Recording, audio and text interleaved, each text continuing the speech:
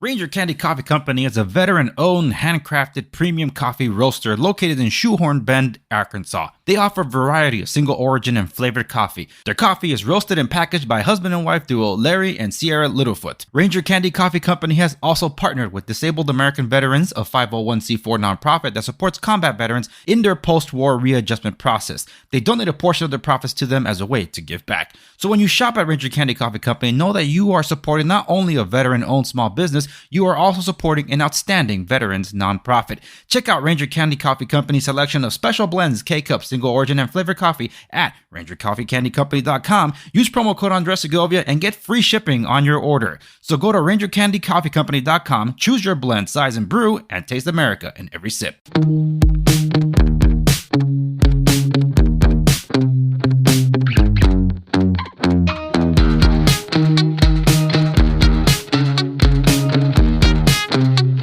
This is the Andres Segovia Show.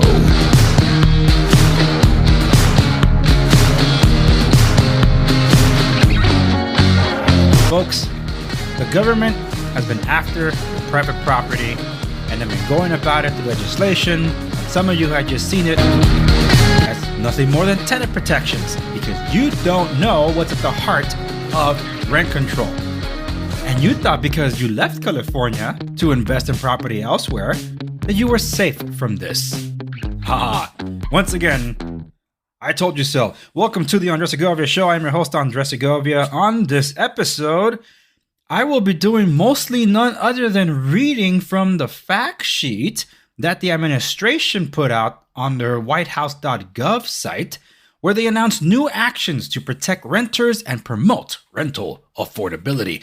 Yours truly has not read this, so I'm going to be reacting to it as I read along. But everything I mentioned is going to be linked over to show notes of company's episode at www.theandressegovia.com. And stay tuned for an announcement on how I handle this because there's a lot of information coming out the pipeline, folks. For those of you in Los Angeles, Orange County, San Diego, Riverside, San Bernardino, that's usually what I cover in terms of business. But what you all have to know is how many of your rights are under attack by not just the local municipalities, but also at the county level. Those of you in Los Angeles know exactly what I'm talking about. And obviously, Sacramento. But on top of all that, now we have the attacks coming from the federal level. And, well, I've been saying it. And for those of you that haven't been paying attention, I covered this before during the campaigns back in 2020, the presidential campaigns, that is, because back then, the Biden campaign made the announcement on trying to not only eliminate suburbia and urbanize it all, but also to find a way to blanket everything with rent control. That was pushed by Bernie Sanders, that was spoken about by Elizabeth Warren, and now we're looking at it from this radical administration that's after your private property. So here we go. The Biden-Harris administration announces new actions to protect renters and promote rental affordability. And the administration also launches Resident-Centered Housing Challenge, a call to action to improve the quality of life for renters. All right, here we go. What do they say? The blueprint. They're calling it the blueprint for a renter's Bill of Rights. The blueprint lays out a set of principles to drive action by the federal government, state and local partners, and the private sector to strengthen tenant protections and encourage rental affordability. Almost sounds like they're talking about BlackRock right there.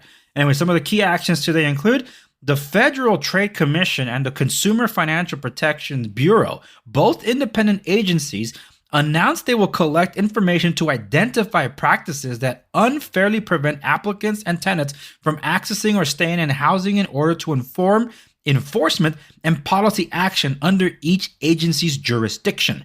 This is the first time the FTC has issued a request for information exploring unfair practices in the rental market. The two agencies will seek information on a broad range of practices that affect the rental market, including the creation and use of tenant background checks, the use of algorithms and tenant screenings, the provision of adverse action notices by landlords and property management companies, and how an applicant's source of income factors into housing decisions. Folks, I did say this is the first time I'm reading this, so I'm going to withhold any commentary into a future episode, or this is going to be a very long installment. I'm just literally going through this, and in a future episode, I will dissect this all, okay? The CFPB announced it will issue guidance and coordinate enforcement efforts with the FTC to ensure accurate information in the credit reporting system and to hold background check companies accountable for having unreasonable procedures. The Federal Housing Finance Agency, an independent agency, announced it will launch a new public process to examine proposed actions promoting rental protections and limits on egregious rent increases for future investments. What constitutes an egregious rent increase? FHFA will remain transparent throughout the process and provide periodic updates, including one within 6 months, to interested stakeholders. As announced in November, the FHFA will also increase affordability in the multifamily rental market by establishing requirements that encourage the financing of multiple multifamily loans that guarantee affordable housing. In 2022, Freddie Mac and Fannie Mae purchased a combined $142 billion in multifamily loans, supporting over 1 million units. If the same activity holds in 2023, that would mean an investment in approximately 700,000 affordable units. I said I was going to withhold commentary. Holy smokes, it's going to take everything from me to not say anything.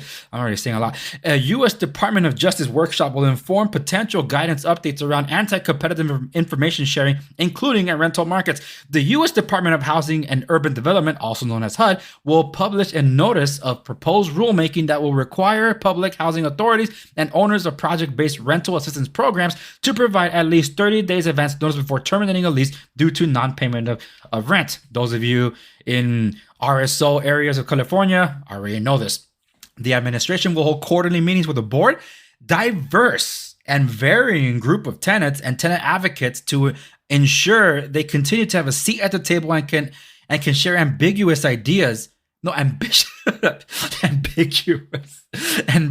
ideas to strengthen tenant protections. It could be ambiguous, folks, because that's what a lot of all of this is. Okay. Furthermore, these new announcements are part of a new broader set of federal actions and exemplify the principles laid out in the Blueprint for Renters' Bill of Rights, which underscores key protections every renter deserves: safe, quality, accessible, and affordable housing. Renters should have access to housing that is safe, decent, and affordable. Clear and fair leases. Rent should have a clear and fair lease that has defined rental terms, rights, and responsibilities. Education, enforcement, and enhancement of renter rights. Federal, state, and local governments should do all they can to ensure renters know their rights and to protect renters from unlawful discrimination and exclusion. The right to organize. Oh, snap. Renters should have the freedom to organize without obstruction or harassment from their housing provider or property manager. Folks, I'm not going to make it. I am not going to make it. You know what it means, the right to organize? Tenant unions. They're going to unionize against the property owner? Holy smokes, they are not their employer. They are a provider of a service. Tenants are not the employees. Eviction protections, diversions, and relief. Renters should be able to access resources that help them avoid eviction, ensure the legal process during an eviction proceeding is fair, and avoid future housing instability. Bloody hell, I'm only halfway through this crap. Yeah, this is not going to work, folks. I'm not going to make it. So there's another section to this that I'm going to let you read on your own. It talks about, in addition, the administration is rallying state and local stakeholders and private housing actors to drive further action to protect renters in line with the blueprint. As part of this effort, the administration is launching the Resident-Centered Housing Challenge. Huh? A call to action to housing providers and other stakeholders to strengthen practices that make their own independent commitments that improve the quality of life for renters. They're going to tell you how to run your own property. They're going to tell you what you can do with your own property. And the end game of rent control is if they deem that you are not responsible with your own property, they can therefore take it away from you. That is the end game. This stuff, I hate getting all worked up over this, but man, this is ridiculous. So again, links are available in the show notes. The company's up at www.takeover.com. There's a lot of information coming out the pipeline, especially in California and also Los Angeles. I can't keep up with it all, and I would love to go back to being able to do a news roundup, but even that I cannot keep up with. So this is what I'm going to propose to do. Follow me on Twitter. I'm going to take advantage of Twitter Spaces, and I'm going to be providing this information as much as possible. At the very least, follow me across the socials for these kind of updates. I can't do it on Instagram because Instagram doesn't work that way, but across the socials like Twitter, Parler, Gab, Getter, all that stuff. It's like if you're on any of those, that's where I am. So I will be posting these things there and wherever possible, doing a Twitter space when I have breaking news. In the meanwhile, sign up for my Substack where I'm going to be doing more of my articles to cover this stuff. And on my website, if you follow me there, just hit the notification bell so you don't miss out any updates that come down the pipeline there. I have certain agencies that I follow that their posts will automatically publish to my site and then can inform you of what's happening. But that's it for this one. Thank you so much for joining me. By all means, like, share, subscribe, stay in the know so you can be in the know. And I'll see you on the next one as we try to hashtag save California, hashtag save Los Angeles, and fix this all. Holy smokes. Save our union.